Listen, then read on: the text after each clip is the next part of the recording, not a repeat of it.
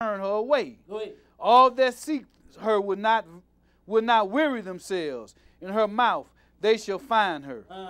Say, withhold thy foot from being unshod, and thy throat from thirst. But thou sayest, there is no hope. No, for I have loved strangers, and after them will I go. And he said, Israel, you say you have loved strangers, after them you will go. And this stranger that he's saying, Israel said they have loved, that is all them pagan gods that they started to serve. It didn't matter what the Lord said, Israel decided they was going to serve these other gods. So now you say you have loved strangers, and after them we will go. Go ahead, read on.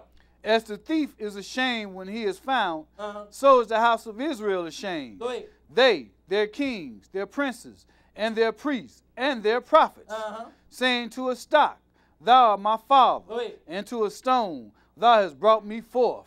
Now that's what Israel did. And what they did, you know, when the Lord brought Israel out of Egypt, then Moses went back up in the mount to get the commandment. What did Israel force Aaron to do? They forced him to make a pagan deity out of, he said, break off all the gold out your ears and all of that. And he had them to make a pagan god right there, didn't he? And they said, these are the gods that brought you out of Egypt, O Israel. So now that's what they said. They said to the stone, you delivered us. Go ahead and read on. For they have turned their back unto me, and not their face. See what he said they have done? They have turned their back unto me, and not their face. And that have not changed to this very day. Make no mistake about it. Because Israel is still doing the very same thing that got them in trouble, even today. Because what got Israel in trouble? They didn't want to keep the commandments. And what do everybody say nowadays? You ain't got to keep the commandments. You got in trouble because you broke the commandments. Now you're going to allow somebody to tell you now that you don't need to keep the commandments. Go ahead and read on.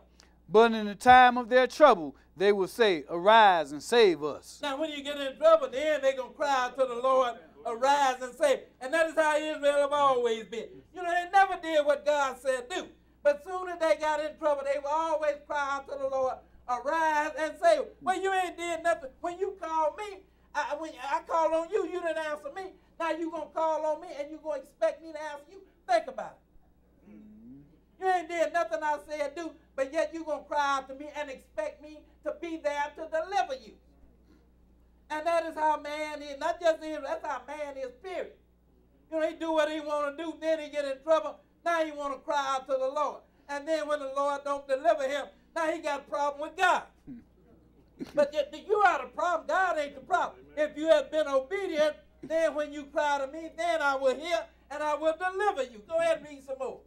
He said, but where are thy gods that thou hast made? Now you didn't, you know, you going to cry out to me, but you've been serving some other God. You've been doing everything contrary, like they do today. Everything contrary to what the Lord said do.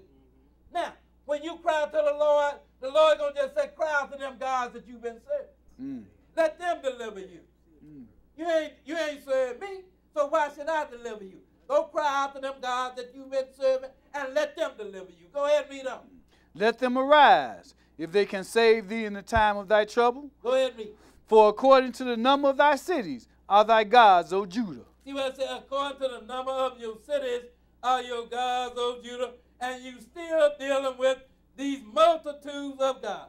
So wherever you find Israel, they are serving some God other than the true and living God. You know, in this country, they got a God. You go down in some other country, then they got some other God. Then you go and find Israel somewhere else, they got an entirely different God.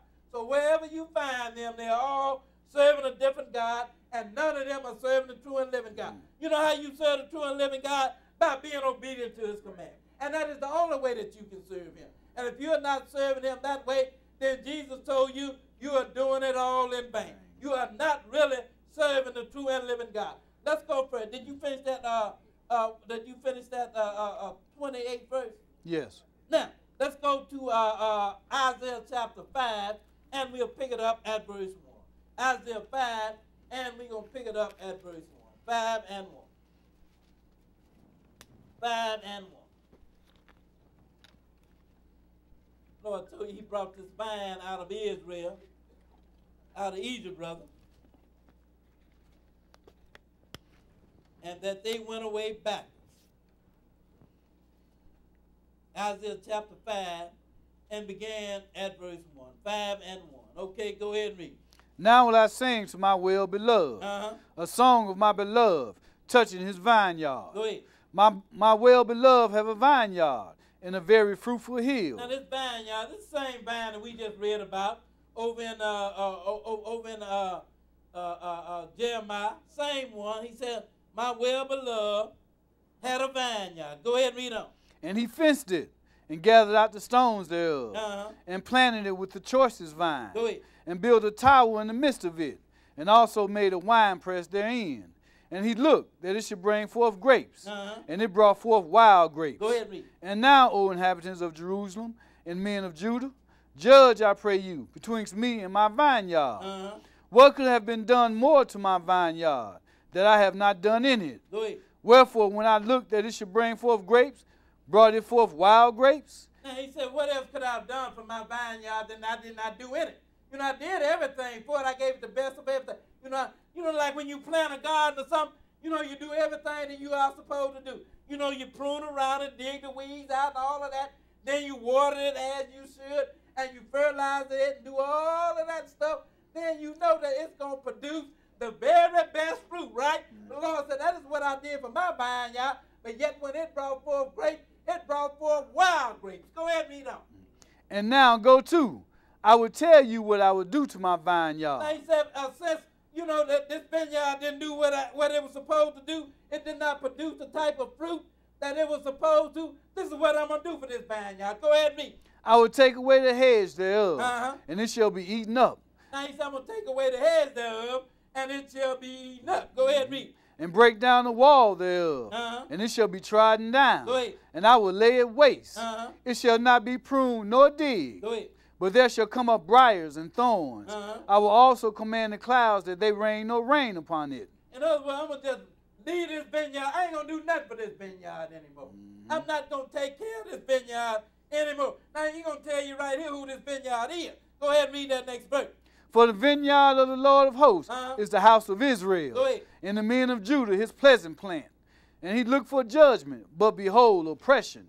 For righteousness, but behold, a cry. See what it said, the vineyard of the Lord hosts is the house of Israel, and he looked for judgment, but oppression, and he looked for righteousness, but behold, a cry. Therefore, this is what he's going to do with that vineyard. Skip down to verse 13. Go ahead and read. Therefore my people are gone into captivity. Now he said, therefore my people are gone into captivity. Now he's dealing with Israel here, right? And if you want to find out who Israel is, you find the people that went into captivity. You know, Jesus even told you about it in the 21st chapter of Luke, that, you know, that Israel would be scattered throughout all nations in the bondage, he said, didn't he? So now that's who Israel is. They are not a people that migrated anywhere. They are people that were led captive in our own nation. Go ahead. He said, therefore, my people are gone into captivity. Go ahead and read on. Because they have no knowledge. Because they have no knowledge. I'm going to tell you right now, they still don't have any knowledge. Because the man that is supposed to be feeding them, he is not feeding them with knowledge and understanding. You know, he's feeding them the precepts of men. That is what he's feeding them. So now they still don't have it. And you know how I know they don't have it or not? Because everybody going to show up at church tomorrow and say that it is the Lord's Sabbath day, when the Lord had it written throughout his word that the seventh day of the week is his Sabbath day. Everywhere you find a number on the Sabbath day is always number 7, right? So how did everybody come up with the first day? You know how they came up with it? Because they have no knowledge. And the one that is supposed to be feeding them with knowledge, he have not fed them with knowledge. Go ahead, finish that verse up. And their honorable men are famished. See what it said? The honorable men are famished. You know what a famished is? That means you have a lack of something. These are honorable men. You know the man you look up to. You know, this is the man that I'm looking to for some wisdom and some knowledge and for some understanding. But the book says he is famished.